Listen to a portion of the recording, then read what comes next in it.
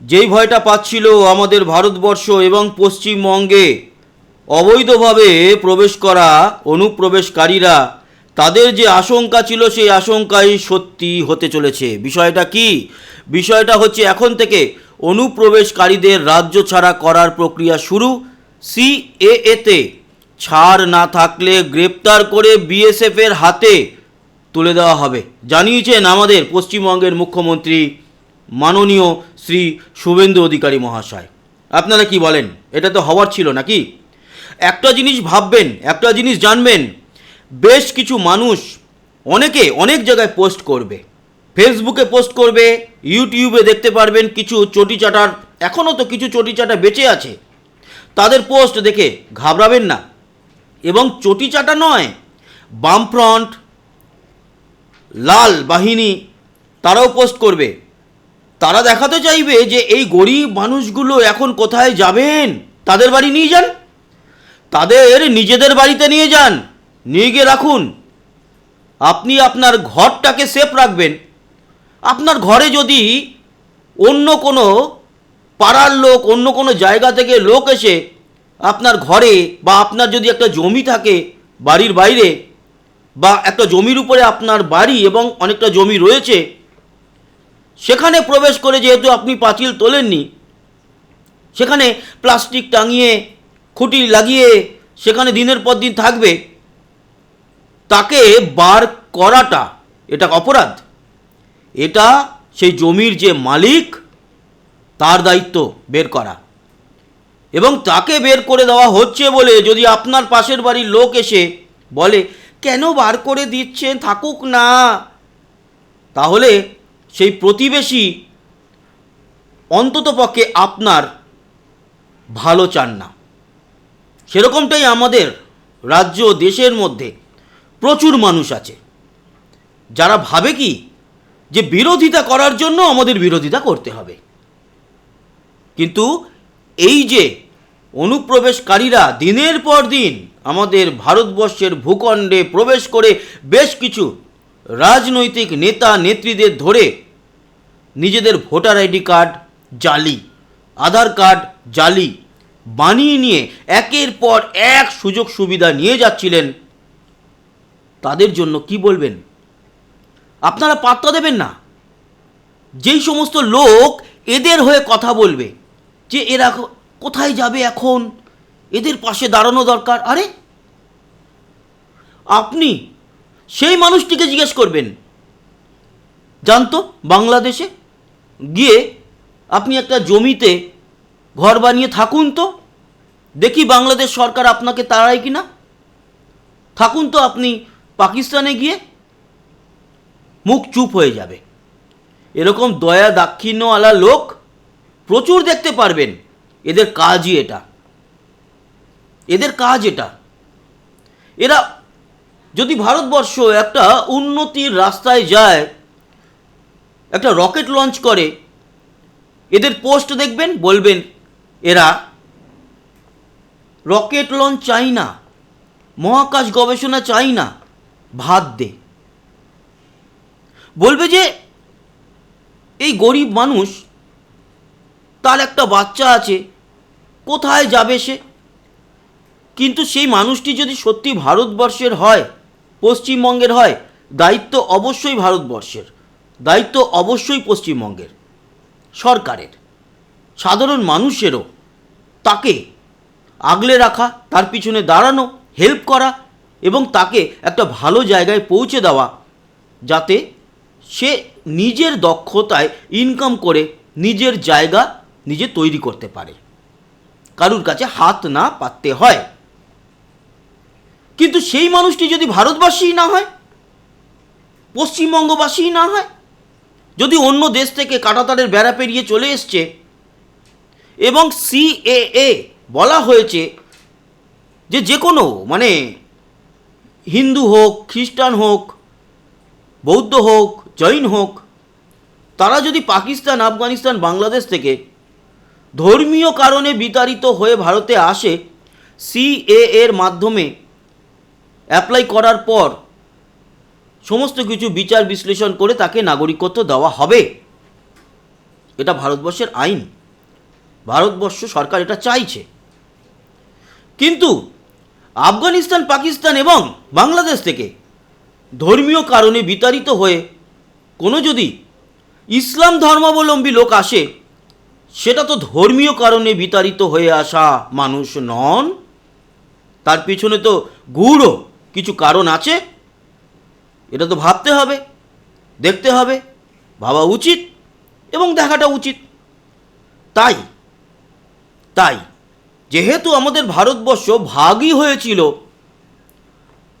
মুসলিমদের অন্য দেশ দেওয়ার জন্য, পাকিস্তান পূর্ব ও পশ্চিম, পরে পূর্ব পাকিস্তান বাংলাদেশ হয়, তাহলে আজকের ডেটে দাঁড়িয়ে যেই মুসলিমরা আলাদা তাদের দেশ পেয়ে গেছে, সেখান থেকে তারা বিতাড়িত হয়ে কেন আসবে এখানে? অন্য ধর্মের লোকরা আসতে পারে, তাদের জন্য সিএএ, এবং সিএএ এর মাধ্যমে যারা অ্যাপ্লাই করবে তাদের সম্পূর্ণভাবে বিচার বিশ্লেষণ করে যদি দেখা যায় যে তারা ওই প্লাসে পজিটিভ রয়েছে, যে ভারতে নাগরিকত্ব পেতে পারে, তাহলে তো অসুবিধা নেই। কিন্তু যদি নেগেটিভ হয়, তাহলে কিন্তু এবার আইনে আওতায় এনে বিএসএফের হাতে তুলে দেওয়া হবে গ্রেপ্তার করে, এবং তারপর বিএসএফ বুঝবে এবং আমাদের কেন্দ্রীয় সরকার বুঝবে তাদেরকে নিয়ে কি করবে। অন্যদিকে এরা যে কাঁটাতারের বেড়া দিয়ে আসতো যেত না, আজকেই 12 কিলোমিটারের উপরে জায়গা অলরেডি তুলে দিয়েছে, 45 দিনের মধ্যে সমস্ত জায়গা দিয়ে দেওয়া হবে। এরপর অনুপ্রবেশ বন্ধ 100% করতে হবে। আর এদের জন্য যারা ন্যাকা কান্না করবে, তাদের বলে রাখি, এই ন্যাকা কান্নাকারী লোকগুলোর একটা কথা বলবেন মুখের দিকে তাকিয়ে, যে আপনার যদি এত দয়া মায়া থাকে, তাহলে ভারতবর্ষের জমিতে হয়তো আমরা থাকতে দিলাম, কিন্তু পাবলিক প্রপার্টিতে নয়, আপনার প্রাইভেট প্রপার্টিতে নিয়ে যান, আপনার বাড়িতে নিয়ে গিয়ে রাখুন, দেখুন। তাকে বলার পর দেখবেন প্যান্টে হেগে দিয়েছে। এদের যে দৌড় ওই অতটাই। এরা হচ্ছে ফেসবুক বিপ্লবী। এরা এমন এমন কমেন্টস করবে, আপনি ভাববেন সত্যিই তো, তাই তো। রেলের জমি দখল করে যারা ছিল তাদের সমস্ত কিছু ভেঙে দেওয়া হয়েছে, তাদের সমস্ত কিছু সরকার বা রেল নিজেদের হাতে ফেরত চাইছে। এরা বলবে, যেই লোকটার একটা সন্তান নিয়ে ওখানে বাস করতো, গরিব মানুষটা এখন কোথায় যাবে, সরকারের ভেবে কাজ করা উচিত ছিল। একে জিজ্ঞেস করবেন সেই লোকটিকে, ভাই, আর যদি তোমার বাড়ির চৌহদ্দির মধ্যে এরকম কোনো একটা লোক দখলদারি করে থাকতো, তাহলে তুমি কি করতে? তার একটা ছোট হয়তো সন্তানও থাকতো বা ছিল, হয়তো স্বামী স্ত্রী, একটা ছোট সন্তান, একটা তোমার জমি দখল করে একটা রয়েছে। তুমি তো বাপু তখন দৌড়াদৌড়ি করতে সরকারের কাছে, যে দেখুন কোর্টে, থানায়, আমার জমি দখল করে এরা রয়েছে, এদেরকে তাড়ান। আচ্ছা, তোমার নিজের জমিটা জমি, আর ভারতবর্ষের জমিটা জমি নয়, পশ্চিমবঙ্গের জমিটা জমি নয়, ওগুলো কি ওদের বাপের সম্পত্তি? অনুপ্রবেশকারীদের বাপের সম্পত্তি? ভারতবর্ষ কারুর বাপের সম্পত্তি নয়, পশ্চিমবঙ্গ কারুর বাপের সম্পত্তি নয়। এখানে যারা জন্মেছে, এখানে যারা লিগ্যাল, সে সিএর মাধ্যমে এসেও লিগ্যাল, এটা তাদের। এটা ভারতবর্ষে যেই মুসলিমরা সে 1947 সালের আগে থেকে ছিলেন এবং বৈধভাবে যারা ভারতবর্ষের নাগরিক, এটা তাদের।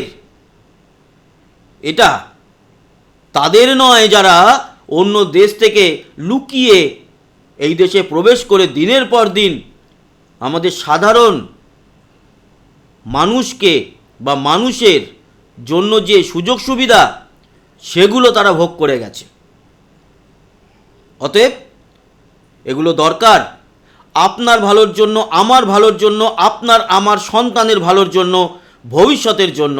এই অনুপ্রবেশকারীদের শাস্তি দেওয়া দরকার, ভারত থেকে, পশ্চিমবঙ্গ থেকে বিতাড়িত করা দরকার। অতএব এই কাজ যথেষ্ট ভালো কাজ।